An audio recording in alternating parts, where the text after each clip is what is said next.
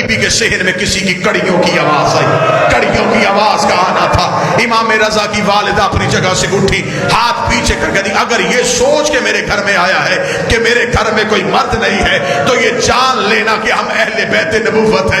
اتنا کہنا تھا, آواز آئی, مجھے پہچان, میں بغداد کا قیدی ہوں. بغداد کے قیدی کا نام آنا تھا. رضا کی ماں نے دونوں ہاتھ باندھے, رو کر دی, مولا مجھے صرف اتنا بتا, رہنے آیا ہے یا ملنے آیا ہے؟ فرمایا رہنے نہیں آیا, ملنے آیا ہو. مجھے زہر مل گئی ہے, میری آج آخری رات ہے. آخری رات کا نام آنا تھا. رضا کی ماں قدموں میں گر گئی, رو کے گل گئی, پھر تجھے علی کا واسطہ میری بیٹیاں جگانا نا, میری بیٹیوں کو جگانا نا.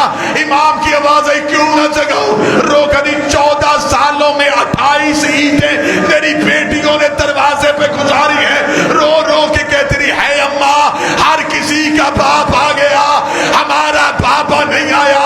امام موسیٰ کاظم حجرے کے اندر آئے, آگے آگے رضا کی ماں چلی. آواز آئی, یہ تیری بڑی بیٹی زینب ہے, یہ اس سے چھوٹی فروا ہے, یہ اس سے چھوٹی خدیجہ ہے.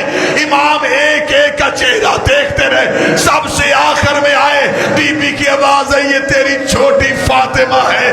فاطمہ کا نام آنا تھا. ابھی امام زمین پہ بیٹھے, یا قوم والی ملکہ تڑپ کے اٹھی, رو کے دی, اور کسی سے ملنا میر, مجھے سینے سے لگا, میں نے قوم کی پہاڑیوں میں رول کے مر جانا ہے. او میں تیری غریب بیٹی, او میں تیری مظلوم. حوصلہ حوصلہ, اجرکم اللہ. مالک پرسہ قبول کرے. بابا بیٹی سے مل. امام نے معصومہ قوم کے سر کا بوسہ لے, دستار امامت رضا کے سر پہ رکھا, راز امامت اگلے امام کے حوالے کیا. کتابیں کہتی ہیں کہ دروغہ ابھی دیکھ رہا تھا یا امام زندان میں واپس آئے. زندان میں آتے امام کی آواز, قالوا ان للہ و انا الیہ راجعون. وہ داروغہ کہتا, میں اس انتظار میں تھا, ابھی شیعوں کا امام زہر کی وجہ سے شہید ہوگا. وہ کہتا, میں زندگی میں یہ منظر نہ دیکھتا. صبح ہونے کے قریب تھی, زندان کا دروازہ کھلا, دروازے کا کھلنا تھا. سندگی ملعون ہاتھ میں ایک حکم نامہ لے کے آیا تھا.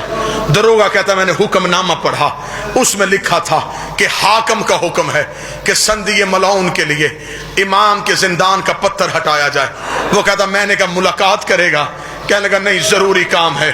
دروغہ کہتا, میں وہ منظر اپنی آنکھوں سے نہ دیکھتا. جب میں نے پتھر ہٹایا, یہ کمینہ نیچے اترنا شروع ہوا. اس کتے کے ہاتھ میں لوہے کا تازیانہ تھا. کاش میرے بس میں ہوتا, میں یہ جملہ پڑھنے سے پہلے مر جاتا. دروغہ کہتا, میں دیکھ رہا تھا, اس نے تازیانوں کی بارش شروع کی. تھوڑی دیر کے بعد دروغہ کی آواز آئی, چھوڑ دے. قالوا ان للہ و انا الیہ راجعون. اگلا جملہ بڑا مشکل ہے, میں رک گیا ہوں. رکا صرف اس لیے ہوں کہ تھوڑی سی برداشت پیدا کرنا. اگلا جملہ بڑا سخت ہے, گھروں تک رونے کے لیے. مولا حسین نے کربلا میں اکبر کی لاش ایسے اٹھائی, قاسم کی لاش ایسے اٹھائی. غلط پڑھو, مجھے غازی معاف نہ کرے. کتابیں کہتی یہ کائنات کا واحد غریب ہے جس کی لاش اٹھائی نہیں گئی, نیزوں سے نکالی گئی ہے. امام کے جسم کے ٹکڑے امام کی برچیوں سے نکالے گئے ہیں. انہوں نے ایک چادر میں موسیٰ کاظم کے لاشے کو رکھا. یہ بغداد کے پل کی طرف چل